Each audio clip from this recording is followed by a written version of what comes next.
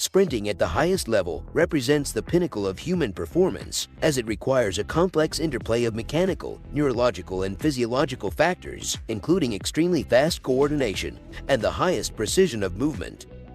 The amount of computing power necessary to execute a world-class sprint exceeds the capabilities of the most powerful computers. The current world record for the 100-meter dash, set by a two-legged robot controlled by artificial intelligence, is 24.73 seconds. This record showcases superiority of humans and the limitations of computers in producing a coordinated movement. Apparently, robots can be designed to have terrific power and strength, as well as incredible stride frequency. But these qualities alone are obviously useless, as the ability to run faster relies heavily on better coordination. Knowing this makes it easier to understand what distinguishes elite level of sprinting, because many people believe it's all about banned substances. However, there is no drug in the world that can improve the precision and coordination of your movement or make you think like a high-performing athlete. At the elite level of competition, the advantage in physical fitness has reached the point of diminishing returns, as the competitive edge comes mostly from superior precision of force application.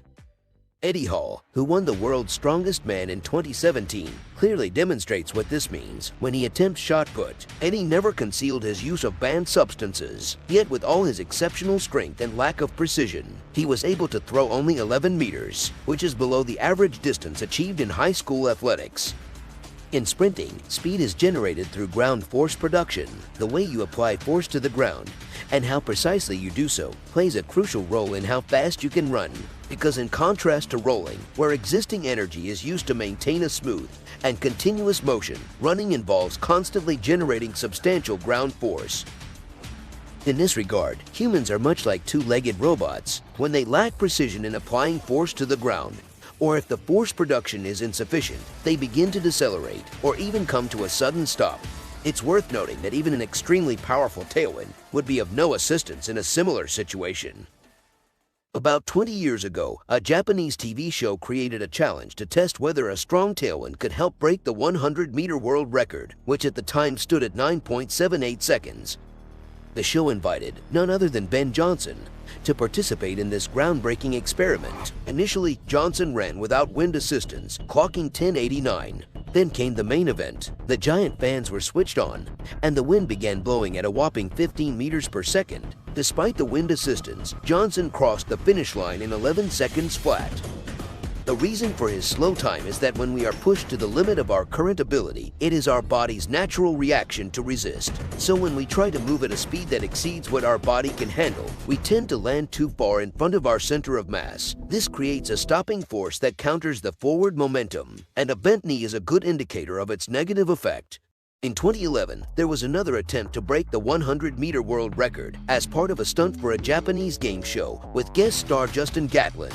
Although this time the record was much more challenging, Gatlin had nearly twice as much wind assistance. His start was boosted by a large turbine that propelled him from the blocks, and he was then assisted along the way by smaller fans. Gatlin made 2 attempts, but unfortunately false started in both. However, as it was just an entertainment show, the false starts were never called. Nevertheless, it is interesting to note how a strong tailwind of 25 meters per second affected his speed and his ability to maintain it. He ran the second 50 meters of the race in 4.20 seconds, compared to Bolt's 4:11.